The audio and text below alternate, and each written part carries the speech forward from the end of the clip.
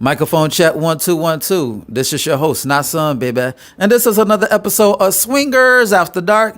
And I want to chit with a couple from Virginia. You know, they're immersed in a BDSM lifestyle, and BDSM means bondage, dominance, sadistic, right? Sadistic, right? Yes. I got the shit wrong. S's can be S's. Okay, S's can be S's. And masochistic, right? Yes. So that's what BDSM means. So I didn't want to butcher the acronym. So I want to ask the quick question. Are you the sub and he's the dom, or like, what is your dynamic? We're in a relationship. So we don't have the dynamic of sub dom in this relationship. Some do, but in this relationship we're kind of equal, if that makes sense. We're both dominant. She's dominant towards women and males, and I'm dominant towards females. So how does that work? Like, well, what about between the both of you? Like, or is it just like, how does it work? Like, because I know you're dominant with the males and the females, and you dominant with the females, but how does that work? So for me, I'm what they call a switch. I can switch it up. I can be dom or submissive, but mostly I am dominant towards most. With him, it depends on the day and how I'm feeling. So when y'all throw, first of all, how did y'all get introduced into BDSM? For me, I just started going to different BDSM munches and meet and greets, and just fell into it from there. I enjoying the scenes and the different stuff that it makes different people do. So what is a munch? A munch is basically a meet and greet where fellow kinksters and BDSM people meet. So how long have y'all? Wait, first, so what I'm getting from this, brief conversation is that your relationship has nothing to do with BDSM, but your dealings with people in the BDSM society, that's when you play roles, correct? Basically, because when we first met, we weren't really into BDSM, and it just grown from there. We were swingers first. So what was the transition? How was the transition between BDSM, swingers to BDSM? Like, how did you transform from one to another? So we're technically still both. We're in the swinging world and we're in the BDSM world. We grew from the aspect of swinging in that he started munches and everything of that nature, and then once we got together, we both started going to munches, learning about different aspects of BDSM life. And we learned what we like, what we don't like, and tried to grow from there, going to different classes, evolving to different states, and on and so forth. So, and as you know, everything is still a learning thing. So we are always learning, always still going to meet and greets and everything of that nature. So it's still a learning process. So did 50 Shades of Grey have anything to do with it, or that was a genuine interest? Oh, no. 50 Shades of Grey. Keep it real now. Oh my God, I will not call it a joke officially, but that was definitely for the people who are not BDSM, if you ask me. So I just find it interesting how in your relationship, you're not a sub and he's not a dom, but when it comes to other people in the community, it's the total opposite. Like, how do is there any jealousy? Like when a woman submits to him and when a man submits to you, like, is there any form of jealousy or competition? No, not at all. There's no competition at all. Sometimes we tag team different females. So, just having fun, enjoying life to the fullest. Okay, so it's like, do you see yourself doing BDSM for a long time? Absolutely. This is a fun world. Maybe diving deeper into it on farther in life. But as what we do now, this is definitely fun. So how does it help your relationship? Is it a supplement or is it just something recreational? A little bit of both.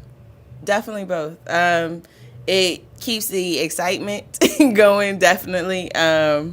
For me, anyway, it keeps the excitement going. It supplements the fun that we have together. And like I said, we grew in this together. So this is something we do together all the time. So it's a bond, I guess you could say. So do y'all like paddle each other, or do you like y'all flog each other, or what? So it's, I don't flog him, no. but does he flog you though? Absolutely, yes. And, I use some of my other stuff too, like the wax play, the electric play. You know, I'm always picking up new traits and skills, and so I like to practice, and she allows me to practice on her sometimes. So y'all practice on each other? Yes, absolutely. The only way you can get better at something is if you know how it feels yourself. So you can't do it to somebody else and then you know their reaction to something unless you know how it feels. That's only fair. So what is your specialty? Is it knife play? Is it fire? Is it electro? Is it flogging? What is your expertise? We do a little bit of everything. So tonight we have electro play, we have wax, we have knife play, we have a lot of impact play stuff.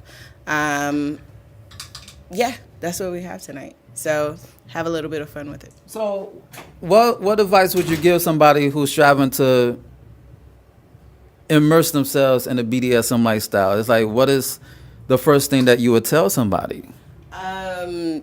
Meet and greets and munches. If that's something that they're deciding to do, get involved with a good group. Get involved with the meet and greets, get to know the people, get to know the lifestyle, get to know the munches. The munches are the biggest thing. That's where you learn a lot of your stuff and know how to go to the classes. You can immerse yourself in a lot of different ways. So just learning from the jump is the biggest thing. And once again, what is a munch? That's MUNCH for the slow motherfuckers out there. So what is a munch? Munches are essentially meet and greets. So you can get experience from those who've been in it for a long time. Networking with people that you know, networking with new people who can kind of involve you in stuff you've never learned before. So let me ask you this question. Considering that y'all went from swinging to BDSM, are you welcome in a BDSM community if people know that you're swingers? Because it's low-key segregation. Man, I believe that we're still welcome in both communities. I mean, people do different things and like different things, so it blends together a lot of times. So. Okay, so is there like any drama in the BDSM lifestyle? Because I know there's a lot of drama in the swinger lifestyle, so I just want to know if it's the same thing. Oh my goodness, your questions are amazing. I mean, I went to school for journalism, so I better put my degree in use, goddamn it. I spent thousands of dollars while keeping my arms and legs because it costs you arm and legs. So I understand. I'm glad I'm going to school for communication then. Ow. But yeah, of course. I mean, every world has its dramas, its craziness. Is just what side you want to choose from it. So that all depends on you, how deep you get into craziness.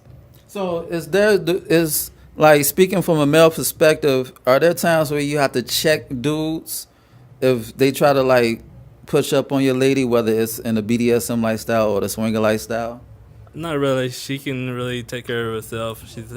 She can be really dumb towards the guy and handle herself very well. Oh, she's a murder mommy. That's what's up.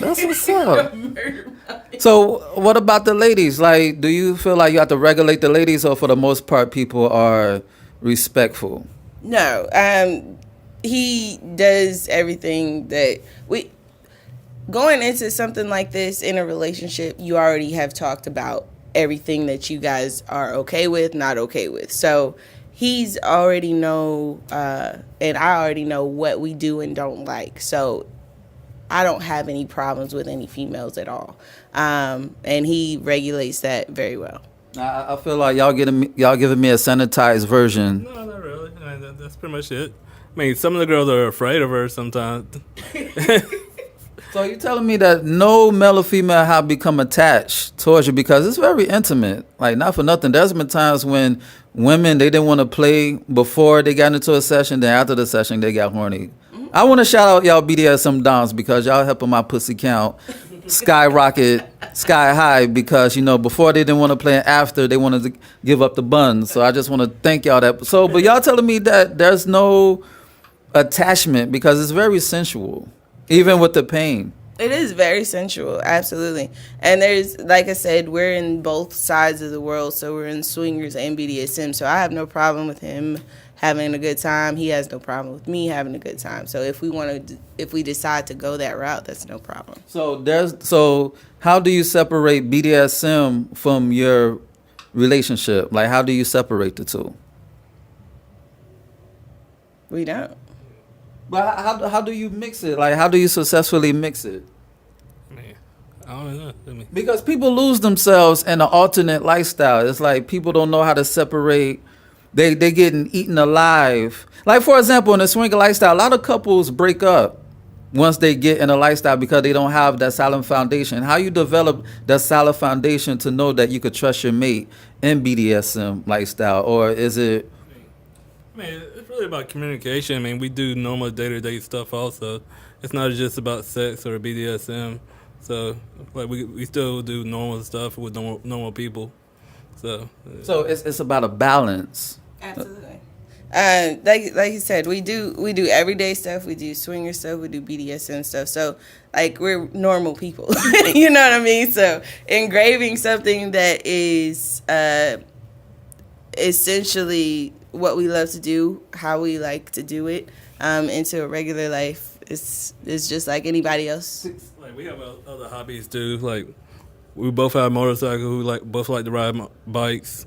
Guns. We both like shooting guns. I mean, we have a lot of other things in common with each other to offset the BDSM lifestyle. See, I'm glad y'all say y'all are normal folk because people think that swingers and BDSM people is like they're aliens and Martians or whatnot. So can you please expand on like the normality of people in BDSM? Like we're not freaks, we're not sex fiends, we're not bad people, we're not trying to stab or cut anybody. So explain like the everyday 9-to-5 person. Explain the normality to people who have this misconception of those who participate in BDSM. It's hard to explain to a normal 9-to-5, but essentially it's this. A lot of people in higher business rankings or people who are always in power kind of like to give up their power every once in a while. Like to say, hey, I am not in charge for once. You know what I mean? Or the opposite, those who want to be in that higher role, who are not, like to switch the role sometimes. So essentially, those who like to switch the role or be both can do that, but they're still normal people. Does that make sense? Yeah, that makes perfect sense. Because some people, they dominant for so long that sometimes they just want to feel like how it is to be submissive. They want to be on vacation from being the boss. Does that make sense? So is that dynamic parallels to your relationship? Like, is sometimes you dominant over him when, first of all, how's the dynamic? Like are you like the alpha male and you're submissive to him, or how does that work? We're both alphas. But you know what they say, you can't have two hustlers under the same roof because you're gonna clash. So if both of y'all alphas, how do you coexist? In that sense, I guess you can say we're not normal. But that's like, how do you coexist? Because like, how do you come to not a compromise? How do you come to a consensus? Like, not necessarily kowtow, but everybody can be right at the same time. True. Absolutely true. But you can also agree on certain things. You don't always have to be right. In the leading aspect of it, sometimes when you're at work, let's go back to that. Sometimes when you're at work, you're not always correct when you're the CEO. Sometimes your people will bring you great ideas that you can work with or expound upon. So even though you're in a leader position, not only can you listen, but maybe you can work on that. You know what I mean? I feel you. So once again, for the listeners, how long have you been in the BDSM lifestyle? That's him.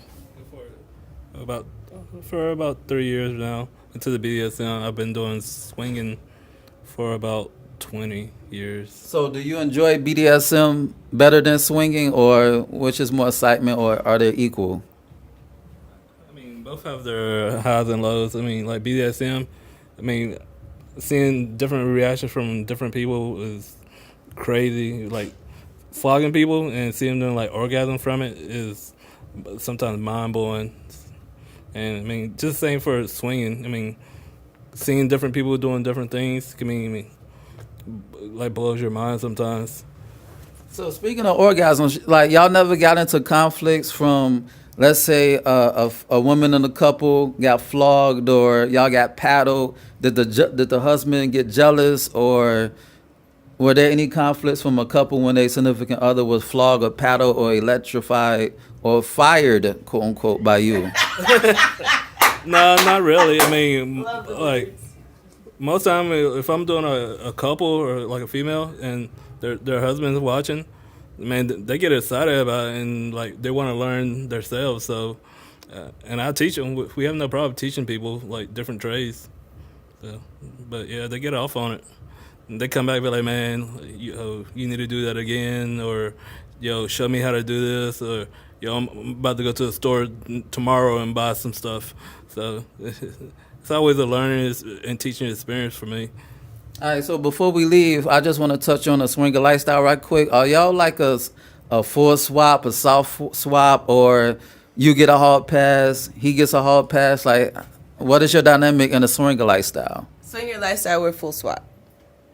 Completely full swap. So were there times when, are you, even though you full swap, are you more receptive when a single woman wants to play with y'all as opposed to a single male? It doesn't matter.